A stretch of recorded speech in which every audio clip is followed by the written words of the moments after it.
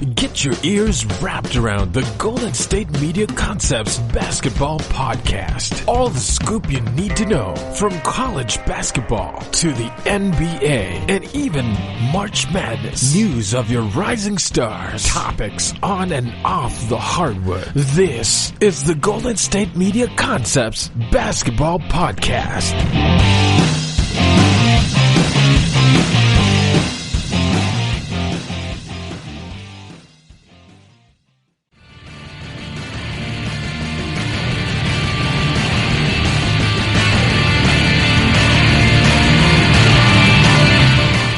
Welcome into the GSMC Basketball Podcast, right here on the GSMC Podcast Network.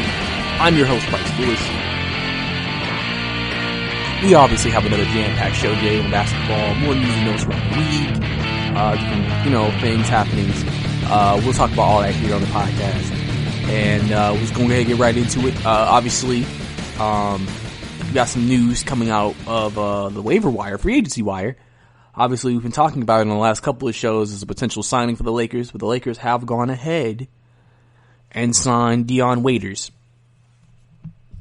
Obviously, Dion Waiters is a guy who's been linked to the Lakers since he was bought out by the Heat, or waived by the Heat. And obviously, this is something the Lakers kind of needed. They needed a playmaking guard outside of LeBron because it seemed like Rondo wasn't getting the job done. So now they have a guy who can go create his own shot in Dion Waiters. Dion Waiters, if he gets his head on right, can potentially be one of the better offensive basketball playmakers in the game. He has shown it on a few occasions. He can have big nights. And I think with Dion Waiters added to the team, it creates that extra element where maybe with the second unit, maybe it gives them the ability to take LeBron and AD off the floor and still have scoring. And because like you can have Kuzma and Waiters out there, two guys who can score instead of just having Kuzma. And so this can add some different lineup variations. They can do a little bit of different things. As you can tell, both LA teams are obviously trying to bolster their rosters for the battle that's coming ahead with both of them. They play actually this Sunday, which is obviously a big game. It's going to be a Clippers home game, even though it's at Staples, so you don't really know who's going to be really dominating the Staples Center, but obviously that's going to be a very, very big game that's coming up that I think a lot of people can't wait to tune into. To see these new look teams go against each other on Sunday, prime time. Obviously, every game they have with Lakers Clippers, they're always going to have in prime time. So, there you go. But yes, so obviously this Dion Waiters deal is a big deal for the Lakers. They're adding some talent. Now they have a deeper team. They have a playmaker who can make plays offensively. He can make his own shot.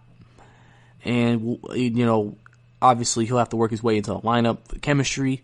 Like I said, hopefully Dion Waiters can keep his head on straight and stay focused. That's the biggest thing with Dion Waiters. It's just his focus. He's never been always the most focused in the world. And obviously people want Dion Waiters to be focused because they know how important it is for him to make sure that he is always on top of his game. It's because if he's not in the game, you don't know what type of Dion Waiters you might actually end up getting out there on the court. And you don't want those type of concerns moving forward. So, like I said, it's very important that this deal was made, and we'll have to see now how the Lakers look moving forward. Because that's a very cool and exciting time for the Laker fans, as I think this probably formulates their team, and they know what they're going into the playoffs with as their full roster, unless another change is made. Another news: Steph Curry is returning, playing on TNT Thursday night. Curry has missed basically the entire season outside of a couple of games after breaking his hand back at the end of October. He's coming back now. He's going to play. He's going to play, probably start. And obviously a lot of people are excited because, Steph Curry is one of the greatest players to play this game. He did single-handedly change the league. He is probably the greatest three-point shooter of all times. And I think that's something you can't take away from him. So, I think it's just very interesting to me that, Curry's come back tonight. And, we all are excited for Curry's return.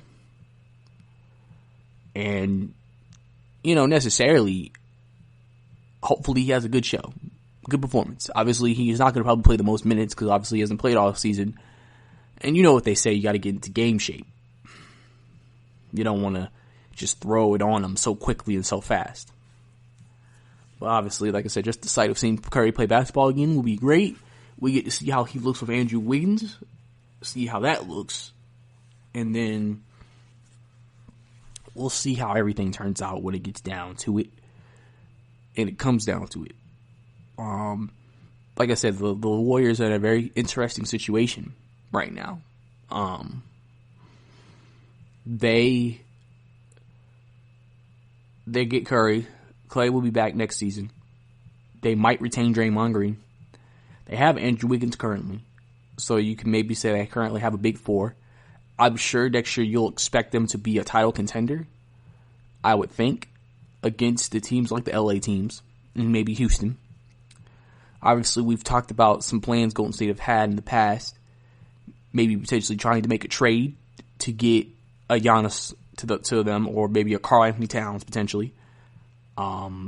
Using maybe that, if they get the first overall draft pick as ammo to get a star there. Because if they could get another star there, then they feel like they can basically dominate the league. And so that's obviously going to be something that we have to look out for, because we don't know what Golden State's going to do. And Golden State is one of the smartest franchises in the NBA.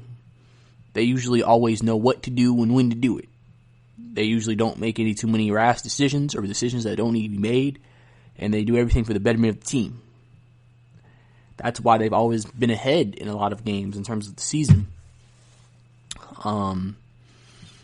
That's why they were able to dominate the league before people expected them to, because they got ahead of the curve, and they switched the league where now everybody was trying to keep up with Golden State, and that's why everybody took threes. So that's why we are in the position we are now with the Golden State Warriors. Big domino for me is obviously we don't know what they're going to do with Draymond Green. You know, he's been there for years. It just honestly depends on what he's going to ask for a contract. There were talk before the season that Draymond might be trying to get a max. And if he was going to get a max, this would be the season to do it, since he would be the only guy. But now I think that's kind of cooling off. And realistically, we know he's not going to get a max contract. So we'll have to see if they do bring him back, what number are they bringing him back at? And how do other teams around the league view him in terms of maybe offering him a contract at the same time? Because, you know, obviously you want to keep that maybe core of Clay, Steph, and Draymond together. But you also don't want to overpay, get back into electric tax too deep. Which is one of the reasons why they made the new move to the arena. Because obviously they feel like they would make more money. So then they could maybe handle more luxury tax if they were ever back in that situation. So, you know, like I said, but it's great to see Curry coming back tonight for the last month of the season. A month and a couple weeks of the season, you get to see Curry play basketball, play like Steph, shoot the three, shoot the shot, see the shot, and just enjoy him on the court, as every NBA fan loves to do with Steph Curry. And lastly, James Harden stands on his defense. And what I mean by that, obviously there was a beef between him and Giannis. Things were said. Obviously, Giannis said after the All-Star game, I said anybody who has the ball, whoever Harden is guarding, give it to them. And Harden basically came out today and said that he basically was telling people to try it. Try to come after me because y'all think I'm the defensive liability.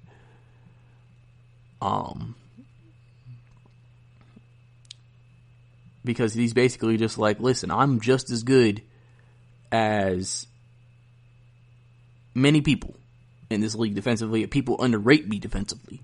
People think I don't play defense. And James was basically like, I play defense. You know, obviously James, since he puts a lot of energy into the offensive end, it's not surprising that sometimes he might take a play off or plays off to conserve energy. But James basically says when he has to play defense, he can play it. So don't think that I'm just an easy 2-point bucket every time I'm on the floor. Obviously, as you can tell, James has been snapping back at people and coming after his critics. He said that people won't appreciate his game till he's gone. which we might not appreciate James Harden's game until he's gone, because he is one of the greatest offensive one-on-one guys we've ever seen in this league. And sometimes you don't appreciate it. If it's not resulting in championships all the time, you don't appreciate it until it's gone. But coming up next, fans get escorted out of Madison Square Garden after saying "sell the team" chants. We're going to also talk about Luka versus Zion. And Tim Duncan wins his first game, replacing Greg Popovich for a game as head coach of the San Antonio Spurs. All that and more right here on the podcast, where we talk about everything basketball right here. Stay tuned. Are you looking for the very best NFL and college football podcast? Then check out the GSMC Football Podcast. Get the latest football news both on and off the field. From the NFL Draft to trades to the rumor mill to the NFL Combines, they got you covered. That's GSMCpodcast.com/football-podcast. Get updates on college rivalries, game day insights, and much, much more. It's football talk the way you want it. This show eats, sleeps, and breathes football. Don't forget to like them on Facebook and follow them on Twitter. Visit GSMCpodcast.com for more info.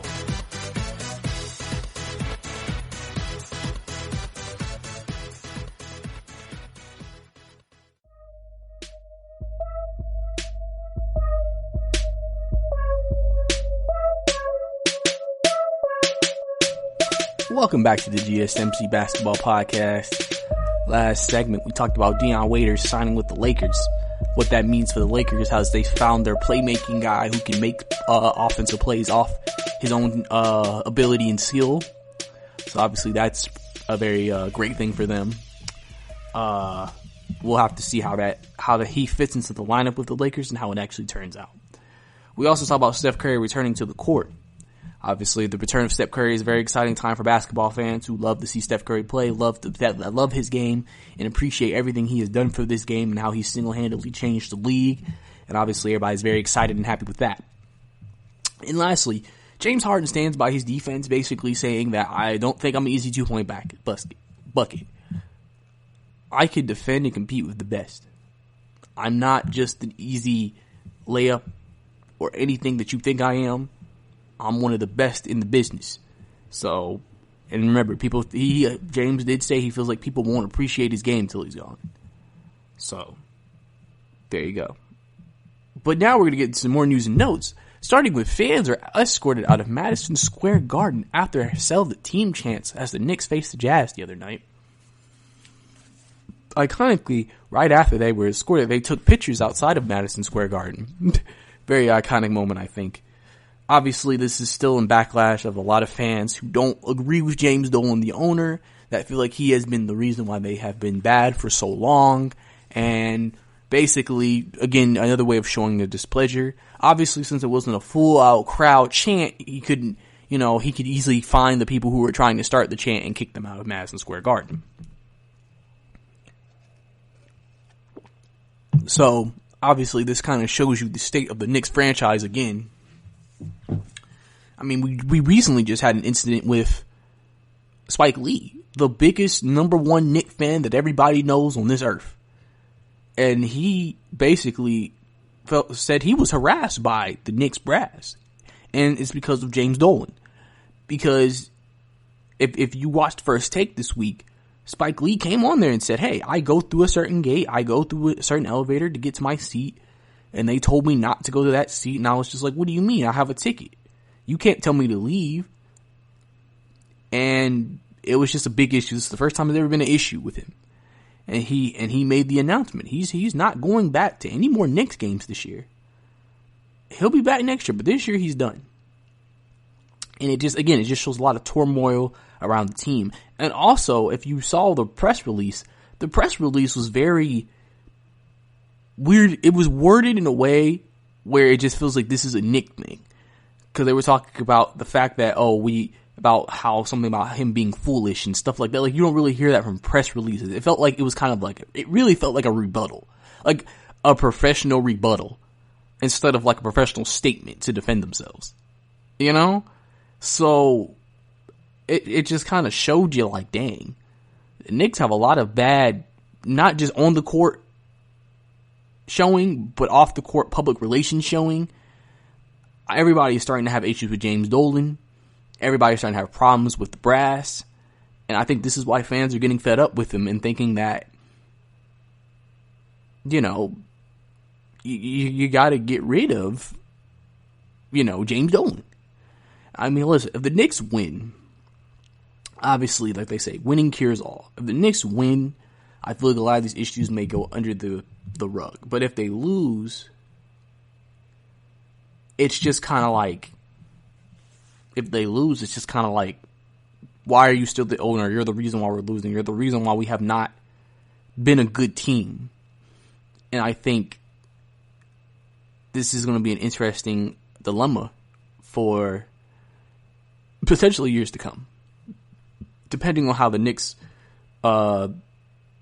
progress over the next couple of seasons. If things don't improve, you'll continue to see things like this. If they do improve, then obviously everybody will be in a better place.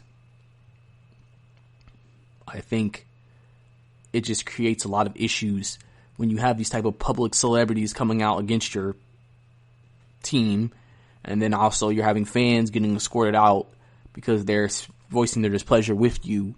And, James Dolan really has to get this under wraps and has to figure this thing out, because if he doesn't, these issues will continue to come and continue to hurt the image and the likeness of the New York Knicks and the franchise that has been considered one of the more prestigious franchises up there with the Lakers and Boston Celtics.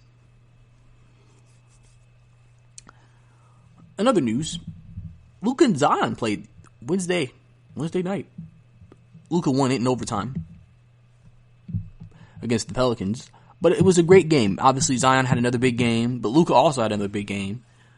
A lot of people looked at that game and said, okay, so what do you think about two of their projections? You had some people feel like Luka's going to be a great player in this league. I think nobody doubts that at this point. I think everybody knows Luka is going to be a great player in this game. He will probably be a top 10 player in this game for a long time in the future.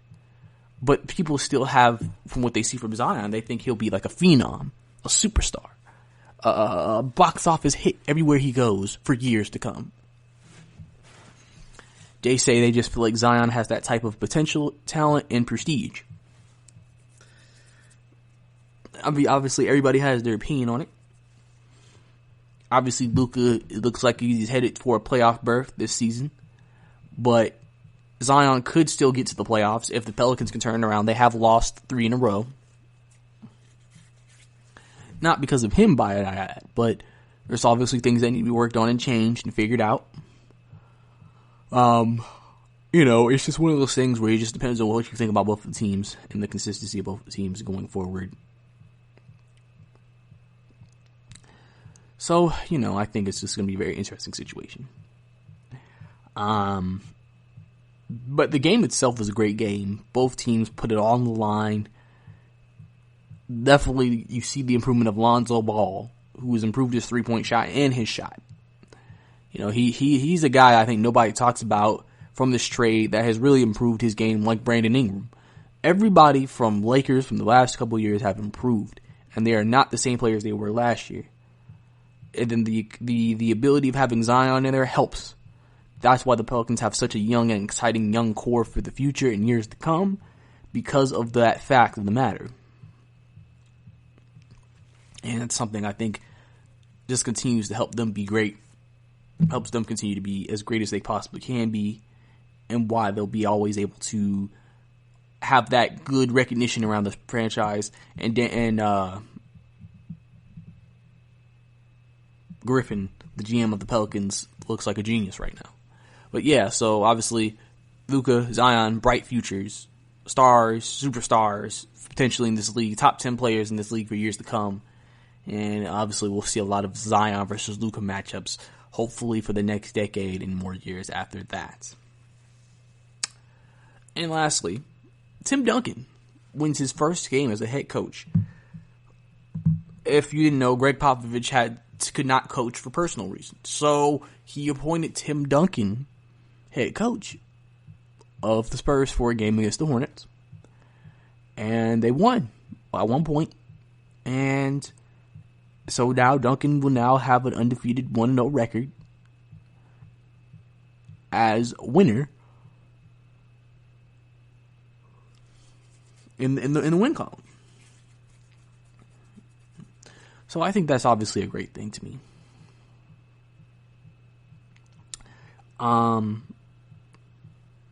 It was one thing that's interesting too to me is in this situation, people wondered why they didn't go with Becky Hammon. We don't know why they didn't go with Becky Hammon in this game. Obviously, Becky Hammon has worked her way up to be the top assistant on the Spurs. Obviously, there has been more concerted efforts with equality, with women getting the opportunity to potentially coach at a high level and potentially be a head coach. Everybody expects her to potentially be the first female head coach in the NBA. And so obviously people were wondering why they went with that instead of Tim. Because Tim, I think, just joined the coaching staff this past year. But I guess that's what Greg wanted to do, and that's all we can really go with right now. And then that's what Greg wants to do. That's what Greg wants to do. So at the end of the day, the Spurs were going to win. Tim Duncan said after the game, it wasn't just even him. It was a whole coach effort. All the coaches had a very big say in what happened with the game, plays, and all that. And Tim said all he had to do really was just yell at people and point at things. So there you go. But coming up next, the Knicks could make a run at Chris Paul this summer. There is drama in Chicago regarding the coaching front. And the Nuggets recently waived guard Troy Daniels to the roster. All that and more right here on the podcast. Check out the show that's built on the MMA. From the UFC to extreme cage fighting, they got the fights covered. Check out the GSMC MMA podcast. Get the latest news on past or upcoming fights. Join us as we talk to and about some of the biggest names in the MMA, past, present, and future. When it's the fight game, there's just one show to check out. GSMCpodcast.com/MMA-podcast. Don't forget to like them on Facebook and follow them on Twitter. Visit GSMCpodcast.com for more info.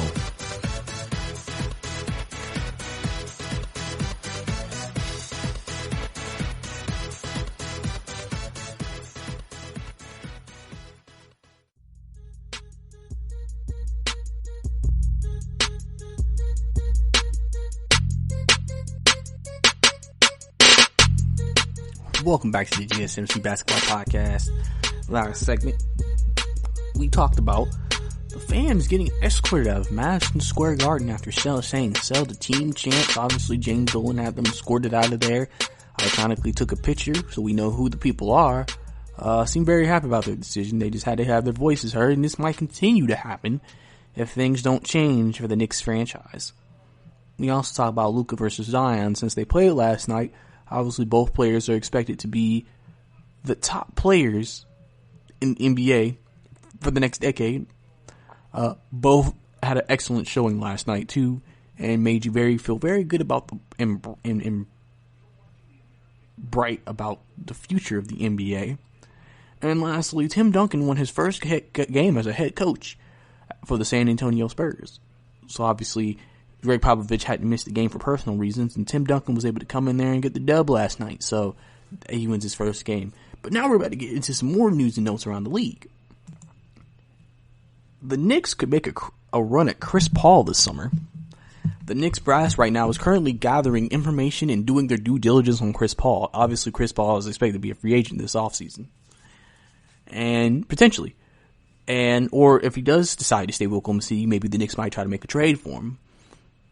So basically, the Knicks probably see what he's done for Oklahoma City. And maybe feels like, well, if we can get that Chris Paul here, then we feel like he could help our young players grow. And also we have a veteran point guard who can still play at an all-star level and still be one of the better players in the game. So I think that's something that's very impressive and cool for me to see. Obviously the Knicks are looking for anything they can to try to salvage their situation, the relationship, and other things. They're trying to make things happen and hopefully find success from wherever they go. I think that's what's going on right here in this situation. I think, they just see what he's doing at Oklahoma City and think, well, if we can get that here, then we think we'll be in good position. Which, like I said, I can understand why they feel that way. Obviously, you're trying to do everything you can to put yourself in a good situation to be successful. And obviously the Knicks are looking for something to go their way and work for them so they can win long term and again be successful long term and be able to play at a high level long term. So if they can potentially get Chris Paul in there and they think and some other talent to help out with the RJ Barretts and the Kevin Knox and the Mitchell Robinsons of the world, I think it could be a very good and very effective decision for them to make if they're able to pull that off. So that was just my thoughts on that situation. Be interesting to see if the Knicks actually do pull the trigger on trying to get Chris Paul on the Mecca of basketball in Madison Square Garden with the New York Knicks and try to salvage this franchise. Next, there's been some drama in the Chicago coaching front. Jim Boylen, the head coach of the Chicago Bulls, and VP or the head of basketball operations, Doug Collins, have had a falling out. He has now told Doug Collins not to attend any of the coaching meetings, and they really just don't like working with each other. Obviously, this adds to a lot of more issues in the Chicago team and organization. Obviously, Chicago has been disappointing on the court, thinking with all the young talent they have, they should have made better strides in terms of record in making the playoffs. Obviously, Zach LaVine has had a career year, but outside of that, not a lot has gone right for the Chicago Bulls. And so something just isn't clicking right now, and people are trying to figure out what it is. People think this might be Jim Boylen's last year. If you remember when they fired Fred Hoiberg last year, he took over for him, and they finished with a good record down the stretch. But now, obviously, being at the helm at head coach this season, they haven't been able to build off that success and continue to win. So obviously that's created some issues and some uncertainty among the organization about the future of the head coach. Obviously, we don't know what's going to happen with Doug Collins. Obviously this is going to be a decision that's made by upper management, maybe the owner. He might get involved and make a decision and call what they're going to do. Obviously, one thing you want within your organizations is friendship. Not friendship, but you want a good working relationship. And right now, from what that report says, that means there is not a good working relationship there in Chicago. Which again is not what you really need, with the team feeling like they have not reached expectations and they have not done what they could have done so far this season. So that's obviously a big thing for them to come out there and, just play better. Like I said, Chicago has a lot of young talent. Wendell Carter, Zach LaVine, marketing, just to name a few. Obviously, Kobe White's having a historic stretch right now, coming off the bench, just scoring at will. They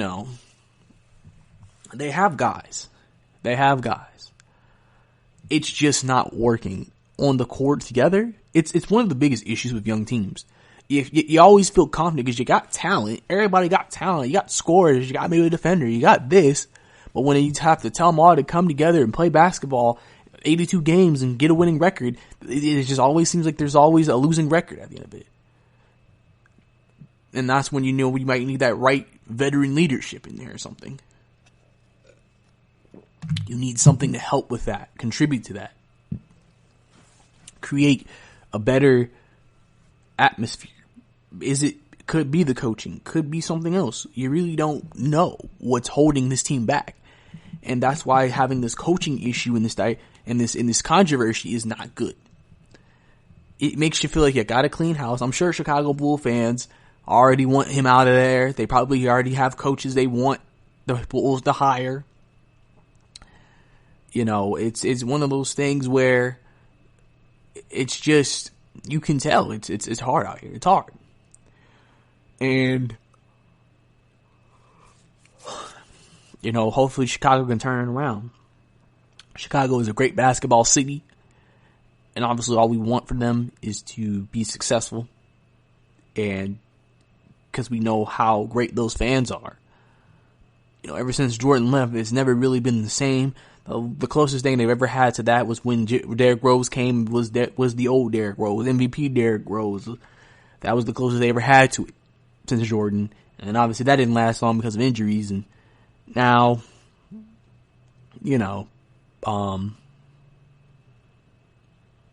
this is happening right now with the franchise. And all you can really hope for is they can turn it around and figure some things out next season, this off season, and hopefully get on the right track coming into the next season. So, lastly, the Denver Nuggets have picked up wave Lakers guard Troy Daniels to add to their roster. Just add a shooter. So, probably someone I say to replace Malik Beasley, who they traded to the Minnesota Timberwolves. 3-and-D guy.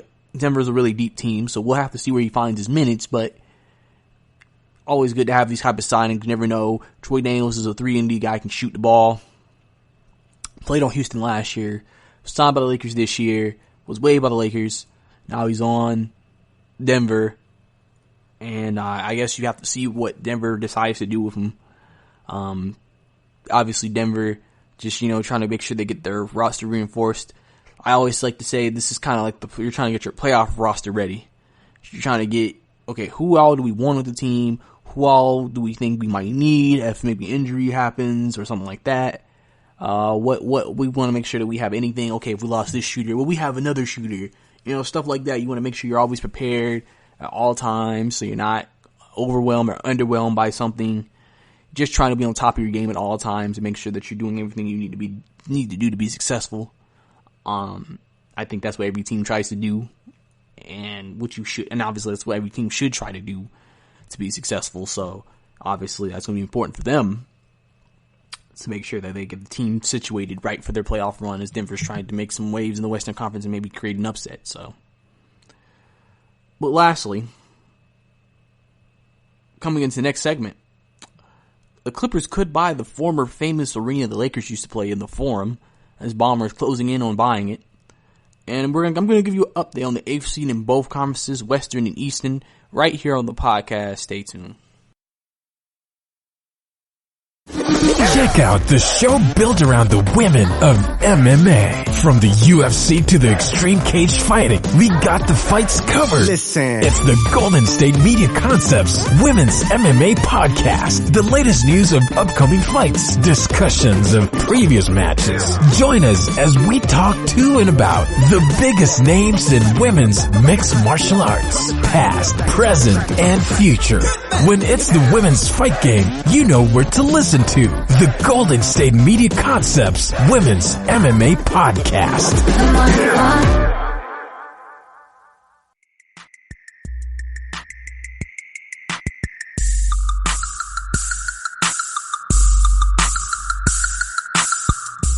Welcome back to the GSMC Basketball Podcast. Last segment, we talked about the Knicks could make a run at Chris Paul. Obviously, that'd be a very interesting decision if they made a crawl at CP3. I feel like they would hope he has the same effect that he had in Oklahoma City this season, and which is the reason why they're even looking into going after CP3 this offseason.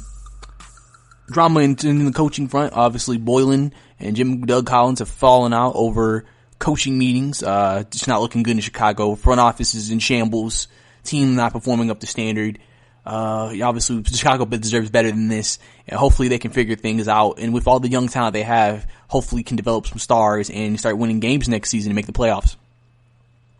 And lastly, we also saw about Troy Daniels joining the Denver Nuggets, increasing the depth on the Denver team. Obviously, I feel like this is more the replacement like Beasley, and just to give themselves a shooter, just in case they maybe need him to play some crucial minutes and need some shooting. So, there you go. But now we're going to talk about some more news and notes around the league. The Clippers could buy the Forum, the former arena that the LA Lakers used to play in. This is obviously a very famous arena. And obviously there was discussions that the Clippers actually want to build their own arena. But now they're saying that they may just buy the Forum because obviously building an arena can take years. They're trying to move out of the Staples Center now. The Forum's already built. All they gotta do is maybe restore some things, and after that they can probably play in it in about a year or two. So Steve Ballmer, obviously the billionaire, is closing in on buying it. So it looks like at this point he will probably go ahead and be able to purchase the Forum, and be able to, play at to be able to get his team in another arena. Obviously, Clippers have always been viewed as the team that plays in the basement with the Lakers. And I'm sure they're tired of that narrative. I'm sure they want to change that narrative. They want to show people that it's not the case anymore. We run this city now. We're the Clippers. We're one of the best teams in the country, in the state of California.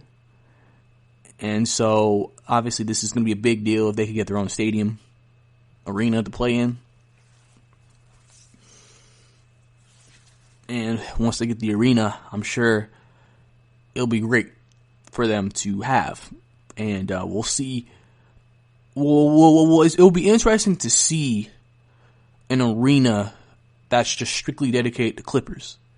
It'll be interesting to see, what happens with it. And you never know. They may still build an arena. It just gives them an arena temporarily they can go to, so they don't have to still share them with the Lakers. There's also that too. So it'll be interesting to see what happens moving forward. Obviously, this would be a big deal if the Clippers can pull it off, and we'll have to see what happens going into the future. So that's obviously great. So now I'm going to give you updates on the 8th seed standings on both conferences. Obviously, the 8th seed is obviously the one seed that's always very highly contested teams trying to get in, sneak into the playoffs, and their reward will be playing the number 1 seeded team, which right now in the Eastern Conference is Milwaukee, and in the Western Conference is the Lakers. So, in the Eastern Conference, currently, the Magic are the 8th seed, 27-35. They are currently ahead of the Wizards by 4.5 games. So the Wizards still have a shot here to make it into the playoffs. Obviously, the Nets are right above them by half a game, so they're still technically in the 8th seed standings too. And that's basically your 3 teams battling for it. The Hornets are out at 6, but you don't really see that happening. You don't really see the Hornets being able to make it. So it's really a 3-team race just to see who actually is going to be 7 through 9. Right now the Wizards, if they can win a couple of more games, they have a chance to get in there. It'll be great if Bradley Beal was able to get this team to the playoffs. Obviously, we don't think they're that good of a team, but it'll be interesting to see how it actually ends up. Like I said, there's still a bit of a deficit that has to be made up. So we'll have to see what happens when it comes to that. Obviously, the Nets right now are doing without Kyrie, no Kevin Durant. Chris LeVert just dropped 51 the other night, so obviously that was a big performance for him. The Magic, obviously, Terrence Ross just dropped 35, 0, 0, 0, and 0. That's 2K stat line right there. But, obviously they have some players going off. The Wizards, it feels like every other night Bradley Beal's dropping 30 plus, 40 plus, and losing. It's just like, man, I know that man is just tired. I'm dropping 40 a night, and we losing. And Trae Young, listen, I feel you. I'm dropping 30 a night, 40 a night, and we're losing. It's rough when you dropping those type of performances on a nightly basis and losing the majority of those games. It just feels like, what? Because you just feel like, if I'm on a great team, this wouldn't happen. I'd be winning. I wouldn't be losing these games. But, it's a struggle sometimes playing on a not so talented team. I know he cannot wait till John Wall gets back, because if John Wall was in there, he'd be able to help out, give him another 20 from him. And I'm sure the Wizards will be right back in it, right back in the playoffs next year competing, if they can get that handled straight. So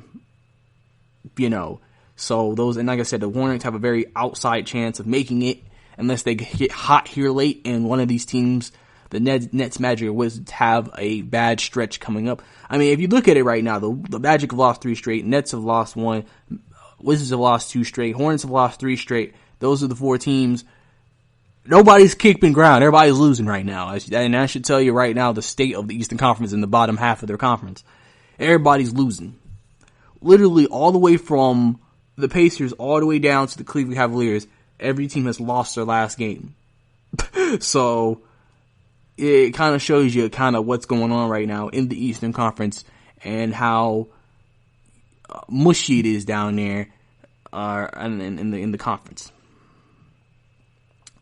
So now we're going to switch over to the Western Conference.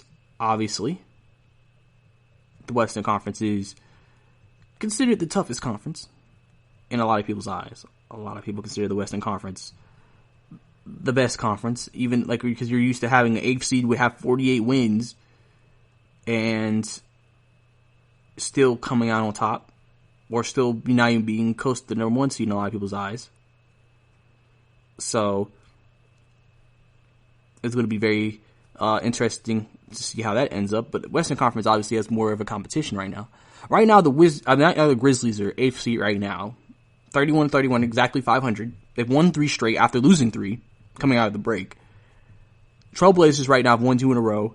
They're within 3.5 games of the 8th spot. The Kings have jumped up to 10. They're within 3.5 games. They've won 3 in a row, so the Kings are catching fire. The Spurs also have won, and now they're within 4 games, and then the Pelicans are out at 5 games after losing 3 in a row. So the Suns have a very outside chance since they're 7 games out of making the playoffs. So obviously this is still a 5-team race. Grizzlies right now, John Morant, led by him, trying to get this team over the hump, trying to survive this tough schedule, trying to get this team into the playoffs to play the Lakers in the first round. Blazers just got Damian Lillard back. Damian and CJ have to have the best stretch of the season to get them into the playoffs. They're going to have to go they have to win at least 80% of the games down the stretch for me to think they're going to get in. If they don't, they're not getting in. The Kings are right behind them.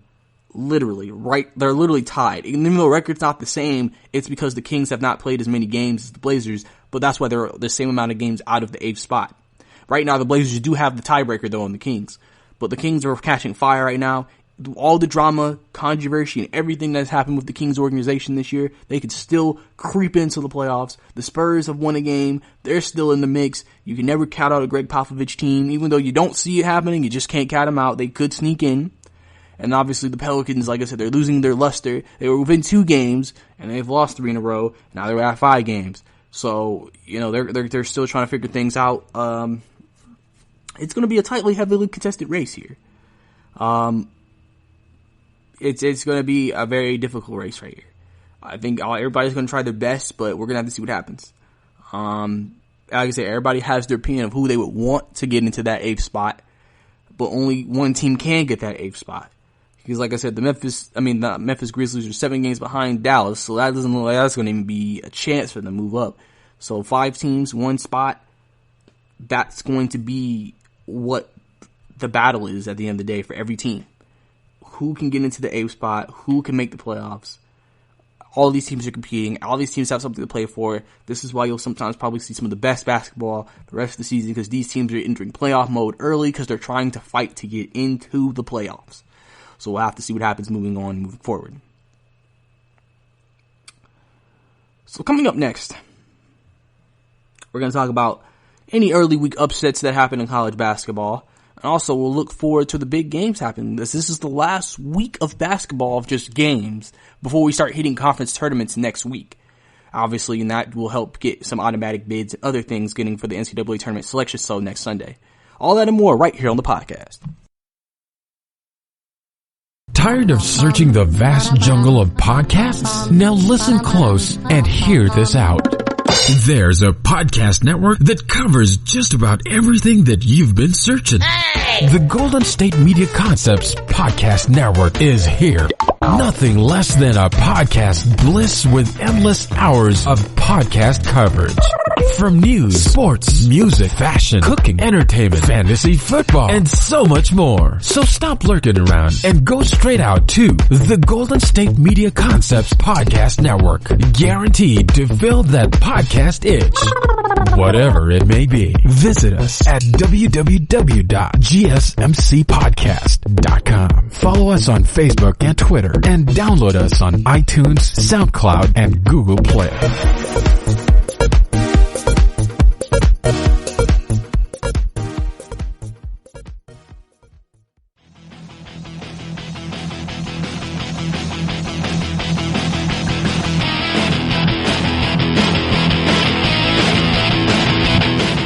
Welcome back to the GSMC Basketball Podcast. Last segment we talked about the Clippers and Steve Ballmer almost about to buy the former legendary stadium arena for the Lakers before they moved to the Staples Center. They're about to buy that, so the Lakers Clippers will have a stadium or arena to go to and not have to share one with the Lakers anymore as I'm sure they would prefer. And I also gave you the updates on the Western and Eastern Conference races for the 8th seed. Obviously, Eastern Conference, it's not as intense, but still there. And Western Conference, about 5 teams are still involved for that number 1 seed. Memphis is trying to hold everybody off so they can get into the playoffs. Now we're going to get into some college basketball, and I'm going to talk about some early upsets that happened early in the week, and then we will look forward and talk about some of the big games that are coming up this weekend. Big upset coming out. Iowa loses to Purdue 68-77. Purdue was able to pick up the dub. Hawkeyes are in the tournament. Purdue trying to maybe have a last gasp to get into the tournament. It's going to be interesting to see what happens. But this was a big win, obviously, for the Purdue Boilermakers. Tennessee upset UK, trailing 17 points in the second half, coming back to beat them at Kentucky. Obviously, this was a devastating loss for the Kentucky Wildcats, who've been playing some of their best basketball. Obviously, you would never expect a John Calipari coach team to let up a lead like this to the Tennessee Volunteers, who may have saved their season and has their season hanging on by a thread in terms of making the NCAA tournament. Now, the crazy thing about this is when I say hanging on to a thread, you have to remember something. This is just in terms of the NCAA tournament. These teams are probably going to make the NIT. So, if their season won't necessarily be over, it's just they're not going to be into the big dance. They're going to go to the little dance. But yes, they have a chance to still make the big dance after coming back. This is obviously a great quality win, beating a top 10 team on the road, coming back from 17 down in that hostile environment is going to give them big credit with the community when they discuss if Tennessee maybe is one of the last 4 teams in. Maryland lost to Rutgers 78-67. Rutgers, this isn't the first time the Rutgers has dominated or beaten or upset a team this year. Obviously, this is a big win for them. Rutgers still trying to get in. Rutgers is at a very up and down season. And they've upset some of the best teams in the conference. And that's why they'll have a chance to make the tournament when it's all said and done, because they've came out against the best teams and they played their hardest and they played their best. And you can't take that away from them. They obviously play to win, and they're going to continue to play to win. So congratulations to Rutgers. And obviously another big game, Michigan State beats Penn State 79-71, battle of 2 ranked teams in the Big Ten. Big win for them, good W for them, great win, and they were able to continue winning streak. Villanova upsets Seton Hall 79-77. Villanova was ranked 14th, Seton Hall was ranked 8th. So obviously this is an upset, big win for them. Both teams are in the tournament, but obviously just trying to, adjust seedings and places in the tournament. Obviously Big East tournament's coming up, so this might not be the last time in a week we may actually see these two teams play. I just want to talk about Virginia-Miami because it was another defensive game. 46-44. As you can tell, Virginia struggles to score, but they can lock you down. And this is how they have to win if they're going to win any big games in the tournament moving forward. And obviously, last upset, Texas A&M beat Auburn 78-75. This is the first home loss that Auburn has suffered all year. Aggies beating them in a great game in the SEC. So that's obviously a great game for them moving forward. So moving forward, the Saturday games. Auburn plays Tennessee. Obviously, that's a big game in the SEC. Auburn's lost 2 in a row, 6-4 in the last 10. Tennessee's won 2 in a row, 5-5 in their last 10. Tennessee is 11-5 at home, where Auburn has lost all of the games but one on the road. So obviously, this is where you could potentially see another upset. This is an upset alert game, in my opinion. Tennessee could pull it off again. Obviously, Wisconsin and Indiana. Wisconsin, 24th. Indiana, 19-11. Look like they're going to make the tournament, but winning a game will probably solidify it right here. They're 7-3 at home, so they're a very good road home team. Wisconsin is 5-8 on the road, so obviously this has upset potential written all over it. Though Indiana hasn't played their best basketball, they're 4-6 in the last 10, and Wisconsin is 8-2 in the last 10, which is why they're in the position they're in now. Wisconsin's also on a 7-game winning streak, so Wisconsin is coming to this game hot. So Indiana better come away with their best game plan, because Wisconsin is coming, and they're coming hard. West Virginia and Baylor play again. Obviously, we remember last time they played in the season series, Baylor destroyed West Virginia. Now West Virginia has a chance at home to beat them. Obviously, Baylor bouncing back after the upset loss on the last game, 8-2 in the last 10. West Virginia hasn't played their best basketball, 4-6 in the last 10. But they're 15-2 at home. They're a great home team. But Baylor's great on the road, 9-2 on the road. And, I mean, it'll be interesting. This might be another potential upset game. Will this be 3 weeks in a row Baylor's been upset? We'll have to see. Well, not 3, because, Kansas was a team that's just as good as them. So, really, could this be the second week in a row that Baylor is potentially upset in college basketball? Kentucky and Florida. Florida trying to solidify themselves with the committee to make the tournament for the SEC tournament. They're 19-11 on the season, 7-3 in the last 10. Kentucky coming off that loss, obviously, disappointing loss. Now going on the road to Florida. I think they'll bounce back in this game, but obviously they need to be on alert. Florida is a good team. They can play with some of the best in the country, and you don't want to take them lightly, or else you're going to be upset, and then you're going to have another loss on your schedule that you didn't want.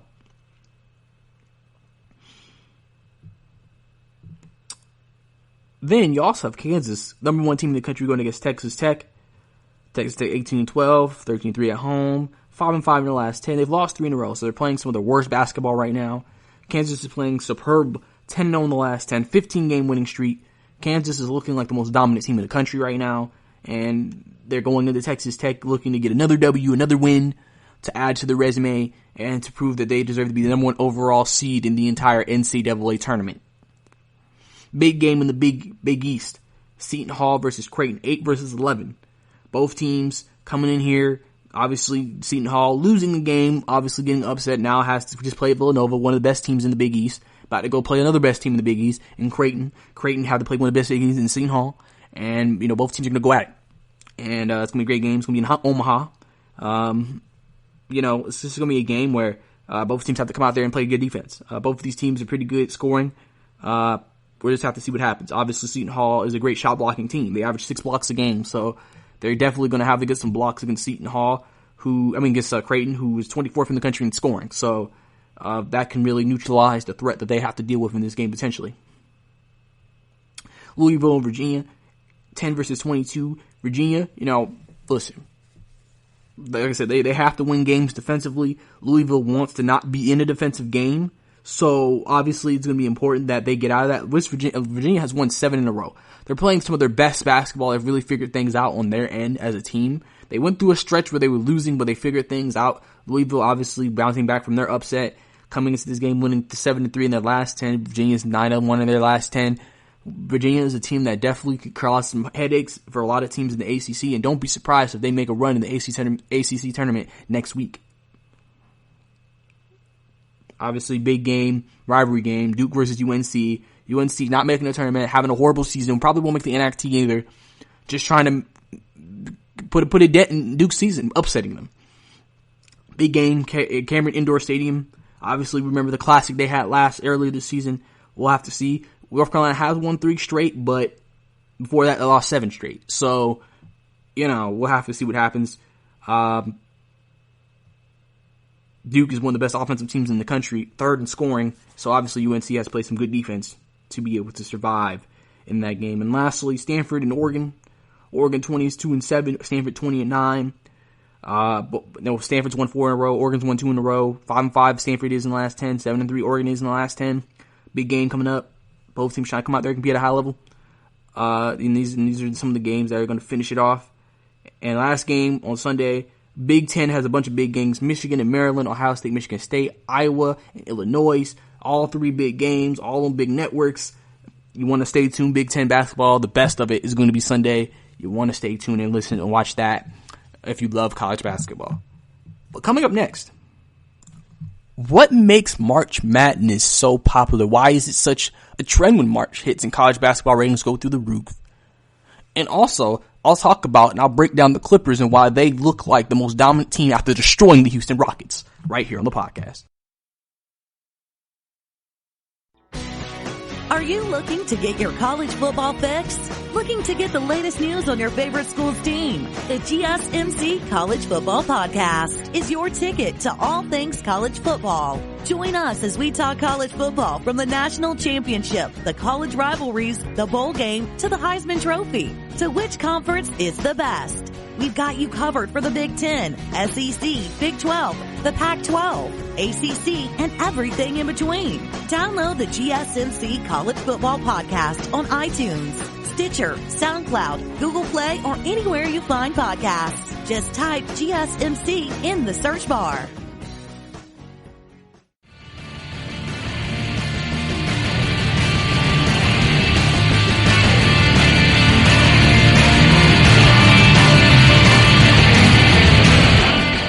Welcome back to the GSMC Basketball Podcast. Last segment we talked about college basketball upsets early in the week. Obviously, we talked about, this has been an upset-filled regular season. Upsets have happened every day, every year, every time. And now we're entering tournament time. We're entering all the tournaments for conferences next week. Every conference trying to conferences that don't have the conference talent to make it on just pure record are going to be able to have a chance to get in. Obviously, teams that are already getting in, playing in these tournaments, but teams that maybe don't have it can win and get in. Because obviously, if you're a team from these conferences that don't have the record, if you win your tournament, it's an automatic bid. So obviously, that's going to be a very exciting time. And obviously, I talked about some of the big games coming into the weekend, what people should want to look for if you love college basketball moving forward. So basically,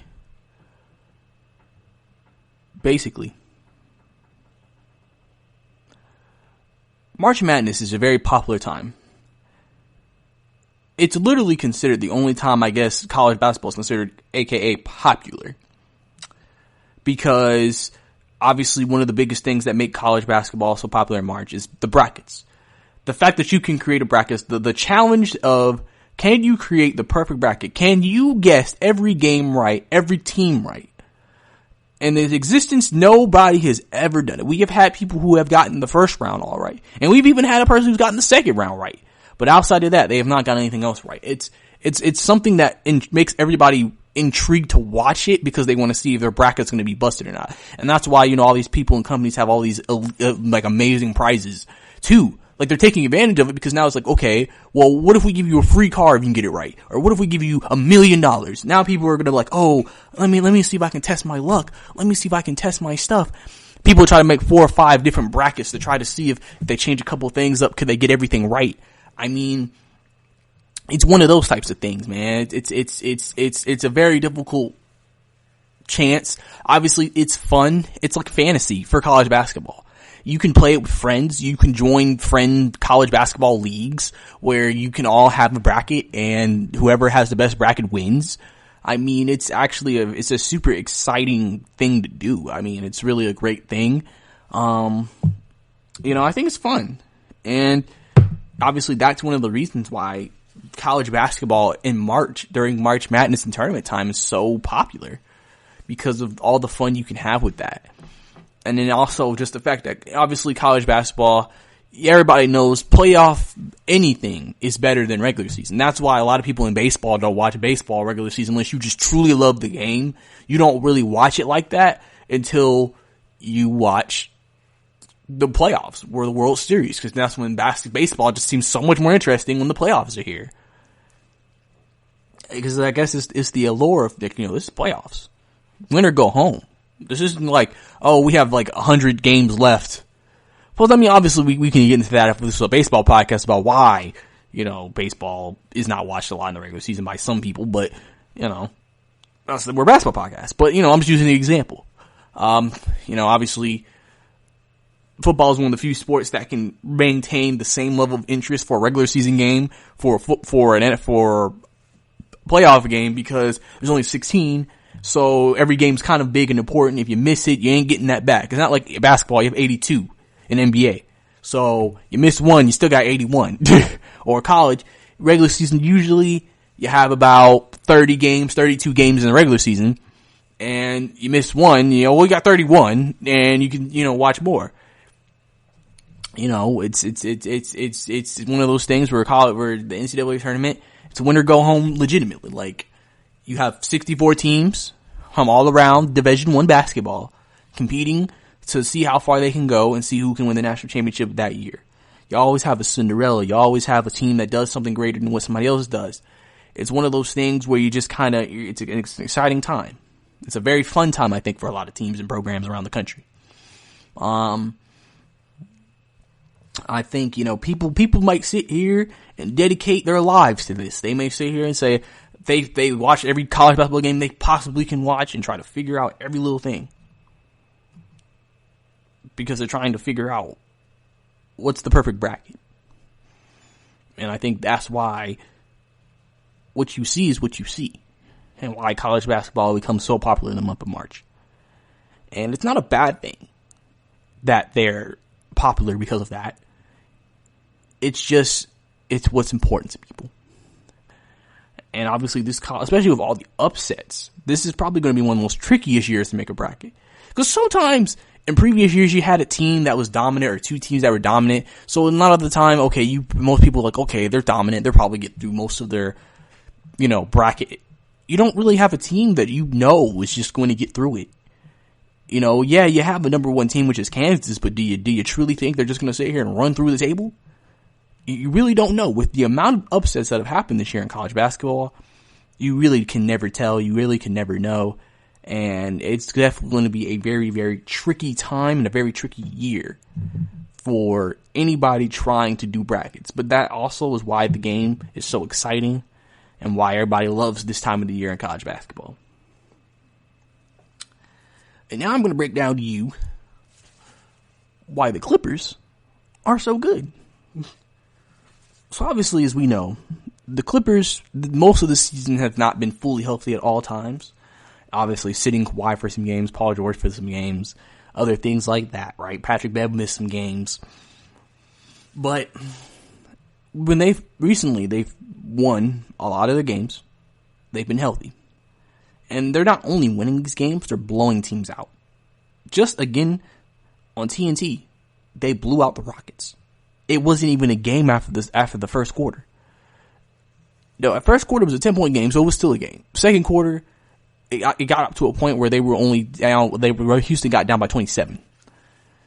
The Clippers just have such great defensive ability and such great offense.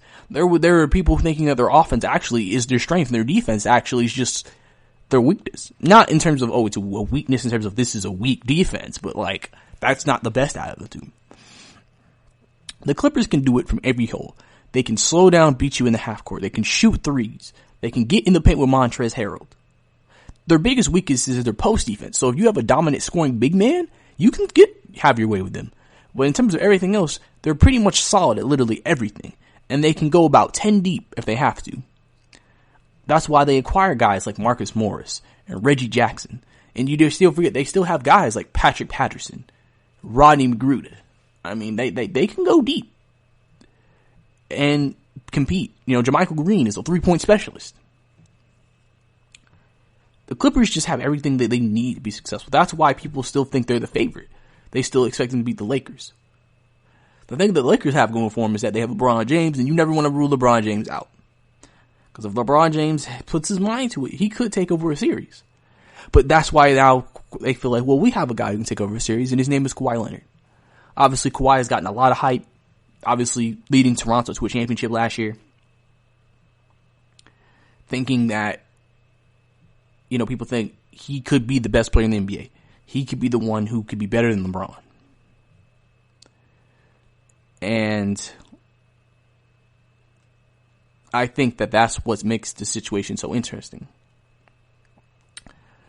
The Clippers are going to be a team you're seeing is dominating right now, and this is what you would expect from a Clippers team with all the talent they've accumulated. Doc Rivers is showing that his coaching is top notch, getting all these guys to play together, work together in one system, and making things work and happen for everybody involved.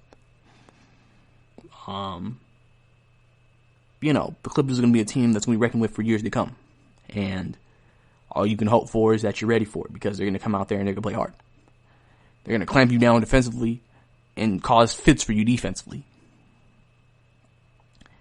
Clippers are truly a team that you may not look at them like Golden State and just think they're a juggernaut. But at the same time, they still are a juggernaut. They're not a juggernaut because they're so top heavy. They're a juggernaut because they have every bit of their levels complete. They have their stars. They have their very good players. They have their good players, and they have their good role players. They have guys specifically for specific roles. Guys who can step up if needed. Guys who can do different things if needed. And that's what makes the Clippers such a dangerous team. And that's why they're going to be one of the best teams for years to come. If they keep this core together. And they can re-sign who they want to re-sign, and etc. But that's all the time we have for you today. Thank you for listening to the GSMC Basketball Podcast. I am your host, Brice Lewis. I hope you enjoyed the show today. Please don't forget to subscribe and leave a review. And also don't forget to follow us on Facebook, Twitter, and Instagram, as we love to interact with you on social media. Thank you and have a good day. You've been listening to the Golden State Media Concepts Basketball Podcast, part of the Golden State Media Concepts Podcast Network. You can find this show and others like it at www.gsmcpodcast.com. Download our podcast on iTunes, Stitcher, SoundCloud, and Google Play. Just type in GSMC to find all the shows from the Golden State Media Concepts Podcast Network, from movies to music, from sports to entertainment, and even weird news. You can also follow us on Twitter and on Facebook. Thank you, and we hope you have enjoyed today's program.